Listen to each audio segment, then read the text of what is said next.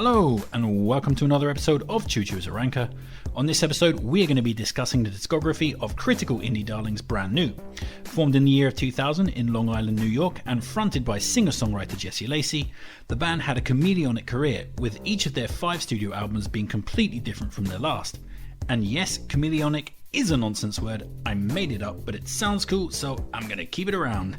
And as I have already alluded to, the band found plenty of critical acclaim throughout their career, but never quite made a mainstream breakthrough, remaining an undersold cold tack to their very last breath.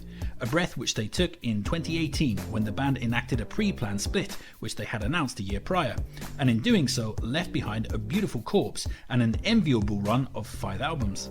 And as for my own fandom, I like Brand New a lot. The way the band tried really hard to make each successive release better than the last was pretty damn inspiring. The last 4 albums of their career were like, we're making a masterpiece or we're going bust. So you just can't fault the band for straight fire ambition or artistic integrity. So without further ado, let's be complete rankers and rank up a storm. These are the albums of Brand New, ranked from worst to best.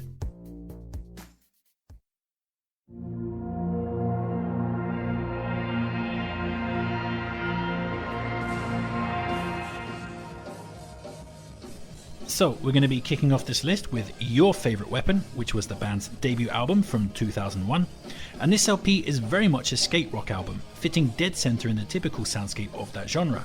Think of any standardised Blink-182 or Sum 41 track, and this album basically sounds exactly like that. That said, this is definitely an above average album within the confines of that particular genre. Whilst it doesn't have an original bone in its body, the record is still very consistent, full of youthful zeal and noticeably devoid of clunkers. And then you have Jesse Lacey's lyrics, which, while still maturing, are just leagues ahead of the usual skate rock toss, with lyrics like, "Is that what you call a getaway? Well, tell me what you got away with, because I've seen more spine in jellyfish. I've seen more guts in 11-year-old kids. So take another drink and drive yourself home. I hope there's ice on all the roads, and you can think of me when you forget your seatbelt, and again when your head goes through the windshield." Mwah! Chef's kiss for Jesse Lacey's lyrical abilities. He's definitely got something cooking in that department. And the song those lyrics are attached to, 70 x 7, is a bit of boisterous badassery. Other highlights include the Rough and Tumble Ballad mixtape, which gets obvious bonus points for name dropping both Morrissey and the Smiths.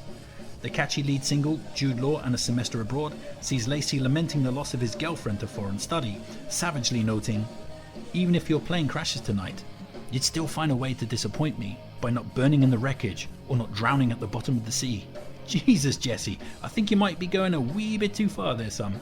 But the album highlight comes in the form of the gorgeous acoustic closer, Soccer Amaretto Lime, which is just about the teenage joys of driving cars, hanging out with friends and getting drunk on the overpass. And that chorus of, "I'm gonna stay 18 forever, so we can stay like this forever," just wrenches at the heartstrings and echoes with the naivety of youth and the inevitability of dark days ahead. Man, I really love that track, and it nicely displays the quality of the band's future work. So this is a good skate rock record with some great standout tracks on it, but ultimately, it's still a skate rock record, which is a genre that just isn't really my thing.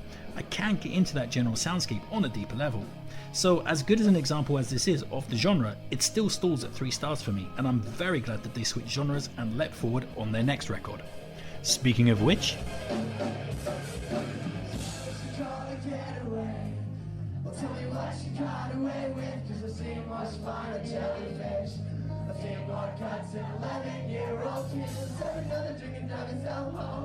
I love this ice on all the road. You can think of me whenever can you see me.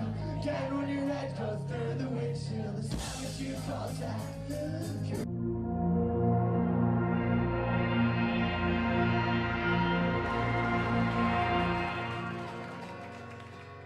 next up we have Deja Entendu from 2003, which was the band's sophomore album, and as I alluded to on the previous entry, the band switched styles here, away from Americanized skate rock towards Anglophile style Britpop.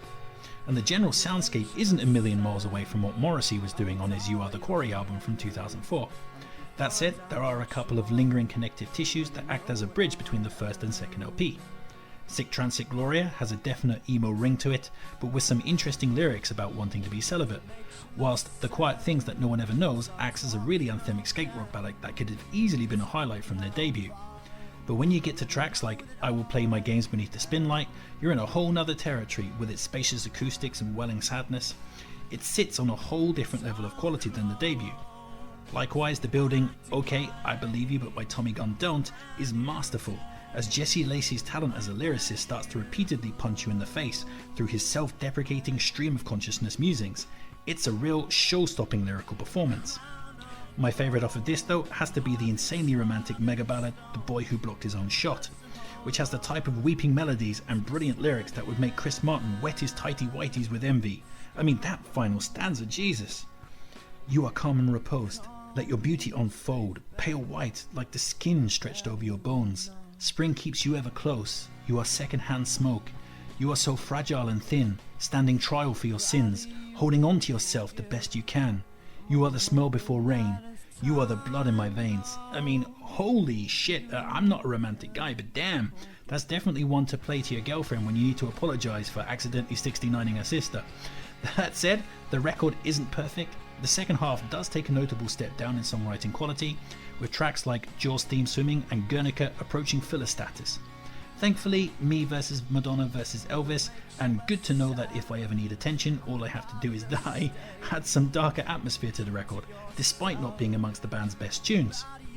But the closing acoustic track, Play Crack the Sky, does end the record with a restrained emotional bang. So yeah, this LP is a bit front-loaded and there's a pretty big gulf in quality between its best and worst tracks, but this is still a great step forward for the band and a really solid Britpop style record.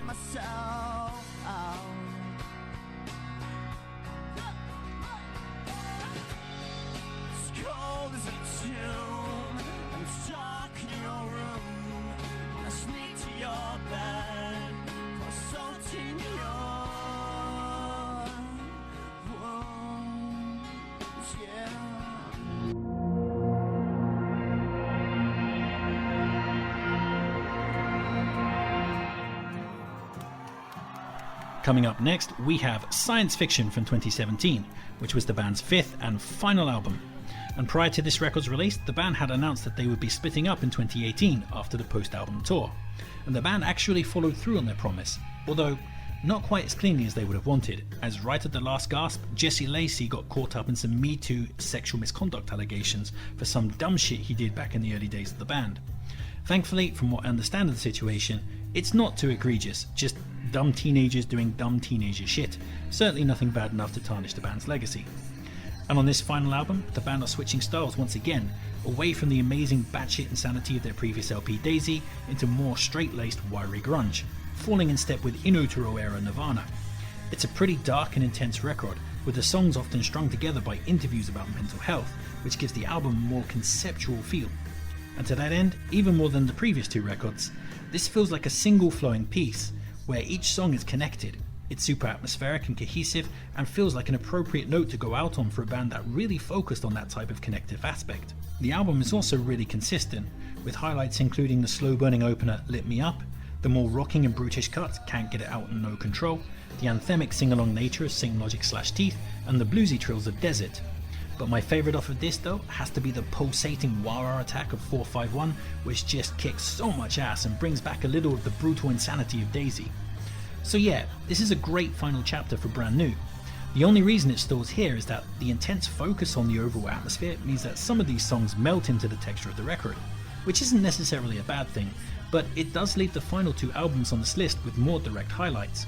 That said, I consider this pretty essential listening and a huge step up in quality from the previous entry on this list, which was already pretty damn good. So yeah, Science Fiction comes highly recommended.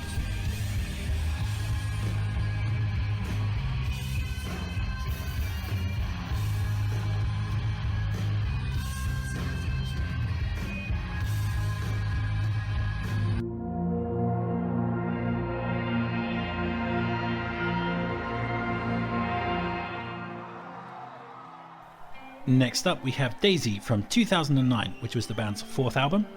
On this, Brand New are again switching styles, away from the slick heavyset post-punk of their previous LP and into the realms of chaotic and experimental post-hardcore. But although this record scored great reviews from the critics, fans seem to be very divided on this one, with some proclaiming it as their strongest work and others labelling it a complete mess. Personally, I thought it was an absolutely fantastic ride and tons of damn fun from start to finish. And the operative word there is fun, something that the previous and successive albums were a bit short of, despite their excellent quality. And here, more often than not, things are whipped up into a mosh-inducing frenzy, and most of the tracks thrum with a raw energy, transplanting lyrical excellence with pure musical muscle. And this is likely in part due to the fact that singer Jesse Lacey had a bit of a nervous breakdown prior to the writing of this record, and stepped away from trying to write all of the lyrics himself, instead sharing duties with the band's guitarist Vincent Liccardi. That said, this record still has its share of excellent lyrics, such as the musings on mortality that make up the bluesy single At the Bottom, the maudlin self-deprecation of the title track Daisy, and the epic building album highlight and closer Noro with its plunge into suicidal lyrical bleakness. Other highlights include the unbelievably catchy sync that just makes you want to scream along with every word, Gasoline and Bought a Bride for their muscular punk energy, and Opener Vices for that absolutely hilarious moment where it kicks off in the way most guaranteed to startle everybody that ever listens to it. It's just great. So yeah, this is another essential record by the band, and although it's slightly beaten out by the Peaks on their best album, I'd still say that Daisy is the band's most fun LP in a delightfully batshit crazy kind of way.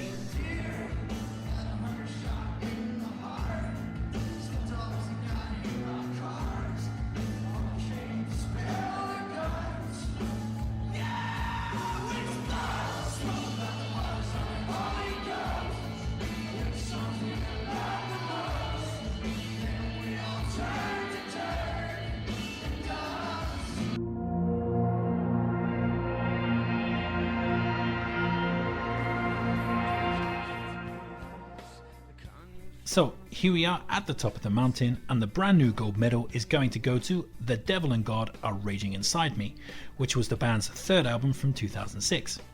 A 5-star masterpiece adored by fans and critics alike, this album saw the band switch away from the Britpop stylings of their second LP into a mix of brutish metal and post-punk. And although the band had always flirted with darkness on their previous records, here they go full bore, unleashing a cacophony of depression and despair. It's a pretty bleak ride, and it's no wonder that Jesse Lacey had a breakdown and needed to step away from the lyrical duties on the next album. But this leads to a flawless post-punk masterwork with a huge amount of depth and sadness just dripping from every pore. Sowing Season gets things off to a great start, starting low before exploding with screaming distortion as Lacey growls a warning of isolation. I'm not your friend, I'm not your family, I'm not your lover. It's an immediate siren call for the quality of things to come. Jesus Christ continues that high level of quality as the band's signature ballad, as an arpeggiated stripped-back guitar frames a lyrical sermon on mortality and religion. It's an absolutely astonishing track and one of the all-time great suicide lullabies. The closer Handcuffs also revels in its darkness, as in the peak of desperation, Lacey intones, I'd drown all these crying babies if I knew that their mothers wouldn't cry. I'd hold them down and I'd squeeze real soft, just to let a piece of myself die. I mean, it's just as cathartic as it is disturbing. But not everything tries to pull you down into the pits of despair. Tracks like the bouncing millstone, Not the Sun, and the rolling drums of the catchy late album Arches provide some more pop-orientated melodies that alleviate some of the darkness, even if the lyrics remain on the dour side. The triple threat of peak album highlights, though, come back to back with the mid-album trio of De Gorza, Limousine and You Won't Know. De Gorza is probably the heaviest thing the band ever put to tape, with brutal guitars pummeling your senses as Jesse Lacey screams, I'll never get anything right. It is awesome. Limousine, meanwhile, is all about the build-up, explosion and the quiet after the storm, as in the lull comes the low confession. I love you so much, but do me a favor and don't reply, because I can dish it out, but I can't take it. You Won't Know, on the other hand, takes Johnny Marr's guitar style from this charming man and warps it around a nagging riff, ferocious punk pace and super catchy vocal lines. It's just another phenomenal moment on a phenomenal LP. And an LP that is just absolutely essential listening for any post-punk or alternative rock fan. This record is basically flawless. And that's it, that's my brand new list. But that might not be your list. Please sound off in the comment section and tell me how you'd rank these records. Like, share, subscribe and all that other kind of YouTube jazz. Take care of yourself, but most importantly, just keep on ranking.